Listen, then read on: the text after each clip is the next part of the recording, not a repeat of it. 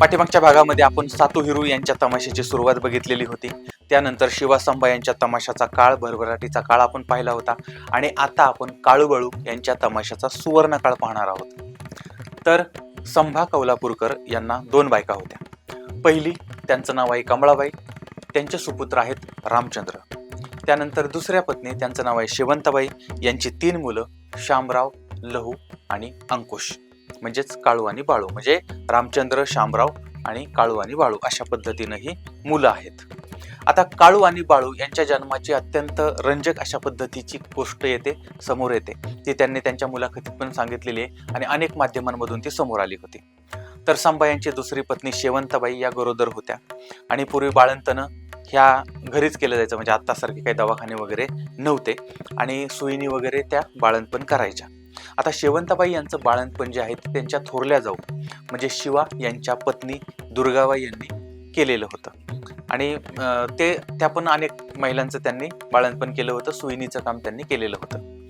आता शेवंताबाई यांना मुलगा झाल्यानंतर मग ते बाळंतपणानंतर तो पोटातला वार असतो ना, तो वार उकिरड्यावरती फेकून दिला जातो किंवा पुरला जातो.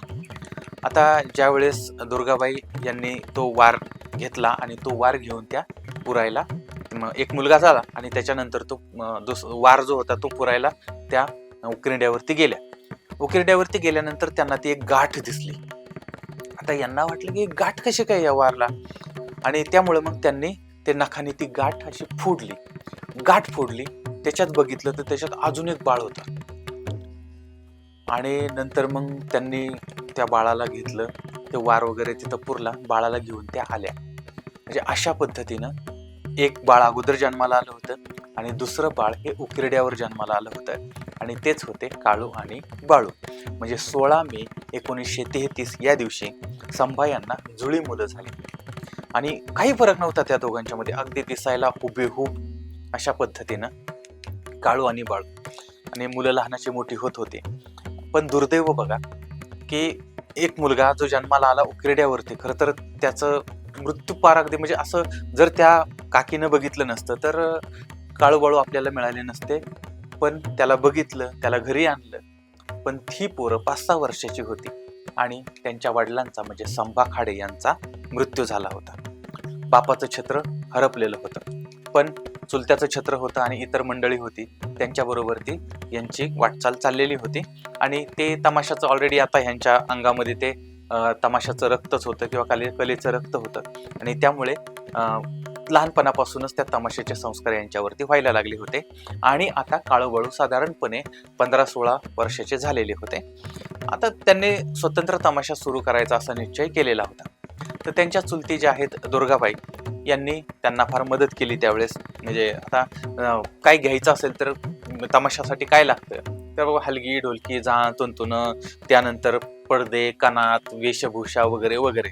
तर हे सगळं घेण्यासाठी दुर्गाबाई यांनी मदत केली, बाकीच्या शेजारच्या पाजारच्या लोकांनी मदत केली आणि कौलापूरकर म्हणजे गाव आहे त्यांचं कौलापूर, तर ते सुद्धा म्हणजे त्या लोकांनी सुद्धा प्रचंड मदत केली. अशा पद्धतीने काळूबाळू यांना या सगळ्यांनी मदत केली. तमाशा सुरू झाला, तालमी सुरू झाल्या आणि त्या भागातले मग काही डोंबारी असतील, कोलाटे असतील किंवा वेगवेगळ्या समाजातली काम करणारी मंडळी असतील, कलाकार असतील, वाघ्या मुरळी असतील, जोगतिनी असतील, तर यांनी यांच्याबरोबर ते काम करायला सुरुवात केली होती. आणि पूर्वी सोंगाड्या, सरदार, नाचा ही मंडळी त्याच्यामध्ये पाहिजेच, तर ती सगळी जमा करायला सुरुवात केली. आणि बाळू जे आहेत त्यांनी स्वतः नाचाचं काम करायला सुरुवात केली. आणि कागलवाडी या ठिकाणच्या शकुंतला अशी माहिती समोर येते की ह्या जोगतीन होत्या आणि त्या जोगतिनीची मुलगी जी आहे त्यांनी नायिकेन म्हणून काम करायला सुरुवात केली होती. अशा पद्धतीनं आता हा तमाशा सुरू झाला. त्याच्यामध्ये शामराव आले, रामराव आले, द्रुपदा आली, मारुती, भीमराव हे कलाकार सगळे होते. आणि यांच्या बरोबर ती भाऊ फक्कड आले होते. आणि भाऊ फक्कड यांनी लिहिलेला प्रेमाची फाशी हा वग यांनी सादर करायला सुरुवात केली. सगळी तयारी झालेली होती आणि काळूबाळू यांचा पहिला वग बोर्डावरती उभा राहिला होता आणि तो तमाशा, तो वग प्रचंड गाजला होता. आता काळूबाळू यांनी त्यांच्या आयुष्यामध्ये जवळजवळ 15 पेक्षा जास्त वगनाट्य केलेली होती. 15-20 वगनाट्य त्यांची झाली, कदाचित त्यापेक्षाही जास्त झाली असतील. तर त्याच्यामध्ये आता अर्थातच मित्रप्रेम म्हणजेच प्रेमाची फाशी हे भाऊ फक्कड यांनी लिहिलेलं वगनाट्य होतं, ते सादर करण्यात आलं. त्यानंतर सत्वशील राजा हरिश्चंद्र हे शिवासंबा यांच्या तमाशामधलं वगनाट्य होतं, ते सुद्धा यांनी सादर केलं होतं. त्यानंतर पतिव्रतेचा पोलादी किल्ला हे वगनाट्य, संशयाचा घोटाळा, वेडा झालो मी तुझ्यासाठी, अर्थात रक्तात न्हाली आबरू, अशा पद्धतीनं. किंवा पुन्हा म्हणावे छत्रपती, इंदिरा काय भानगड, इश्क पाखरू, भिल्लाची टोळी, झुंजार माणसा झुंज दे, रक्तात रंगली दिवाळी, रक्तात भिजली हिरवी साडी, सगळं चाललंय खुर्चीसाठी, कुठे लपवाल हे पाप, भाग्यलक्ष्मी तू या घरची, जिवंत हाडाचा सैतान, सत्ता गेली सुनेच्या हाती, सुखी होते मी माझ्या संसारी. अशा पद्धतीनं अनेक त्यांनी वगनाट्य केली होती. आणि ते वगनाट्य ऐकतानाच ते असं एक वेगळं म्हणजे एक उत्साह येतो ऐकताना. तर अशा पद्धतीनं तर ही वगनाट्य त्यांनी केली. सगळ्या प्रकारची वगनाट्य होती, ऐतिहासिक होती, सामाजिक होती, राजकीय होती. त्यांचं एक राजकीय वगनाट्य किंवा रजवाडी वगनाट्य होतं जहरी प्याला. अर्थात काळूबाळू यांचं नाव खरं तर लव आणि अंकुश होतं, पण जहरी प्याला याच्यामध्ये त्यांचं नाव काळूबाळू होतं. आणि त्याच्यामुळे मग काळूबाळू हेच त्यांचं नाव तिथं त्या जहरी प्याला या वगनाट्यामुळे पडलेलं होतं. आणि असं म्हणतात बरं का अंदाजे की हा जहरी प्याला हे वगनाट्य इतकं गाजलं की जिथं जाईल तिथं त्यांना सांगायचे जहरी प्याला झालं पाहिजे, जहरी प्याला झालं पाहिजे. आणि एका गावात दरवर्षी जरी गेले तरी तेच सांगायचे हेच वगनाट्य करा, हेच वगनाट्य करा, अशा पद्धतीने. आणि 22,000पेक्षा जास्त प्रयोग आत्तापर्यंत म्हणजे त्यांच्या 2-3 पिढ्यांनी पण नंतर चालू ठेवलं होतं त्याच्यामधून झालेली आहेत अशी माहिती समोर येते. पण तमाशा सृष्टीमध्ये वगनाट्यामधला हा एक उच्चांक होता.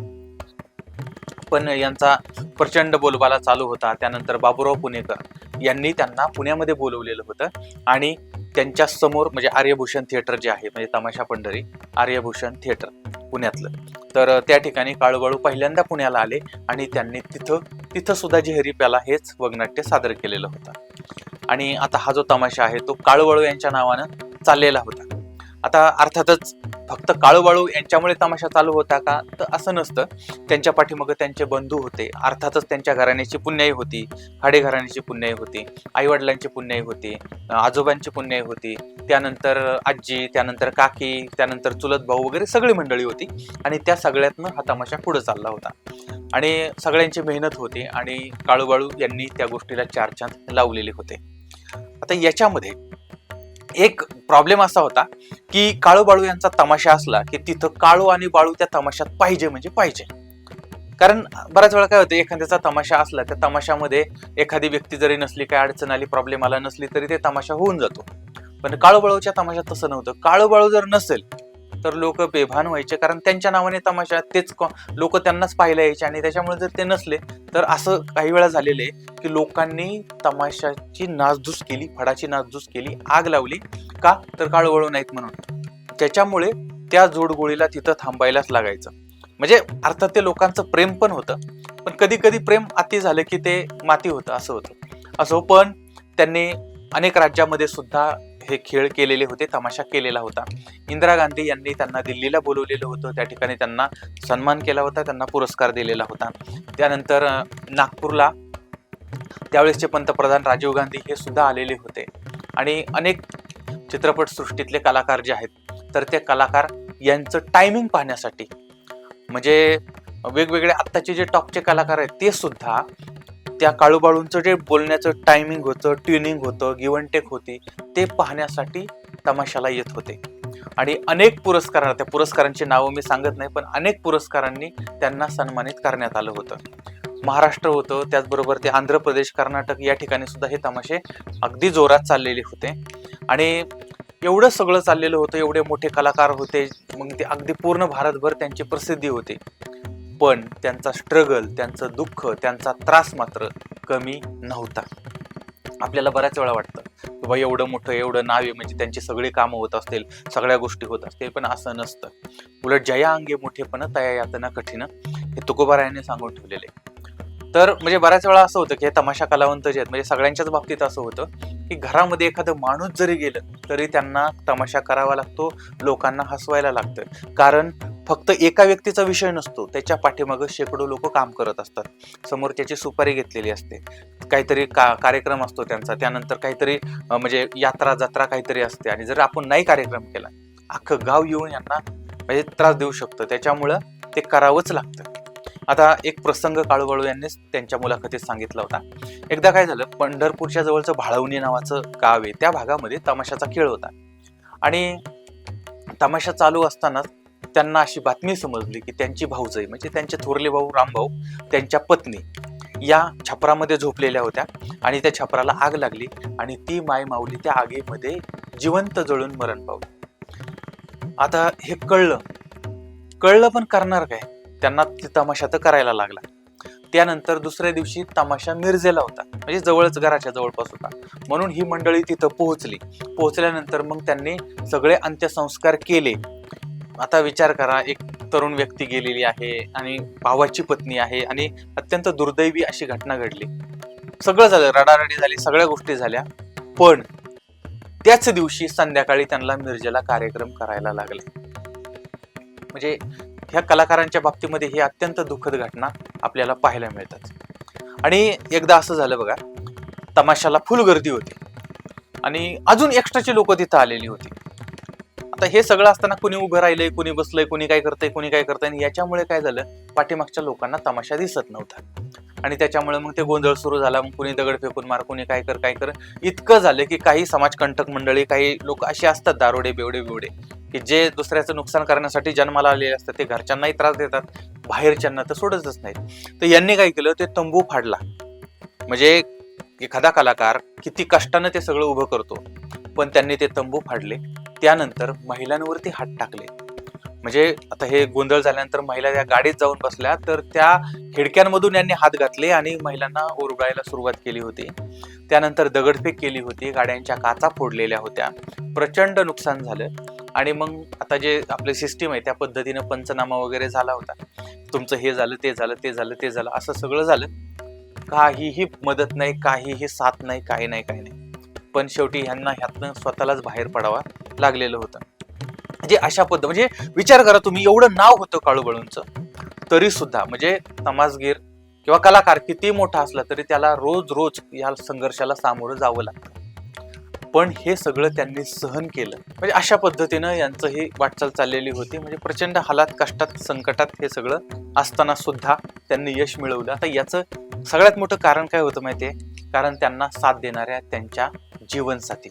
म्हणजे किती जरी माणूस म्हणजे बाहेर किती जरी संघर्ष करत असला तरी सुद्धा जर त्याला घरून साथ मिळाली तर तो माणूस अख्ख्या जगाला जिंकू शकतो. आणि काळूबाळू किंवा बाकीचे जे कलाकार आहेत, त्यांच्या पत्नी, त्यांच्या सहचारिणी ह्या त्यांच्या पाठीशी उभ्या होत्या. आणि दुसरं, काळूबाळू यांच्या पाठीशी कौलापूर हे गाव उभं होतं. त्या गावानं त्यांना साथ दिलेली होती आणि आजही ते गावकरी या तमाशाला साथ देत आहेत, मदत करतायत, कलाकारांचा सन्मान करतायत. तर अशा पद्धतीनं काळूबाळू यांची वाटचाल चाललेली होती. म्हणजे या सगळ्यावरून आपल्या एक गोष्ट लक्षात आली असेल की कलाकार हा कला मोठी असते, कला कलाकाराला मोठं बनवते. पण काळूबाळू हे कलाकार म्हणून मोठे होतेच, पण माणूस म्हणून सुद्धा त्यांचं माणूस पण त्यांनी सिद्ध केलेलं होतं. वर्षभर त्यांचे जे खेळ व्हायचे, प्रयोग व्हायचे, तर त्या प्रयोगामध्ये 30, 40, 50 प्रयोग जे आहेत ते फक्त शाळांना मदत करण्यासाठी, मंदिरांना मदत करण्यासाठी किंवा कोणाला तरी मदत करण्यासाठी, म्हणजे निम्मे अर्धे त्यांचे खेळ लोकांच्या मदतीसाठीच असायचे. आणि अनेक शाळांना त्यांनी अत्यंत मोकळ्या मनानं दान धर्म केला होता, पैसा दिलेला होता. आणि आपल्याला शिकता आलं नाही, त्यांची इच्छा होती शिकायची पण परिस्थिती तशी नव्हती, त्यामुळे आपल्याला शिकता आलं नाही, पण आपल्यामुळे दुसऱ्याची मुलं शिकली पाहिजेत म्हणून त्यांनी शाळांना मदत केलेली होती.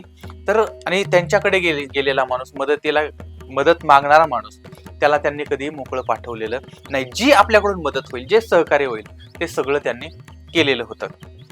तर या कलाकारांवरती सोपान खुडे यांनी विनोद सम्राट काळूबाळू हे पुस्तक लिहिलेलं होतं. अर्थात ते पुस्तक मी शोधलं पण मला काही ते मिळालं नाही.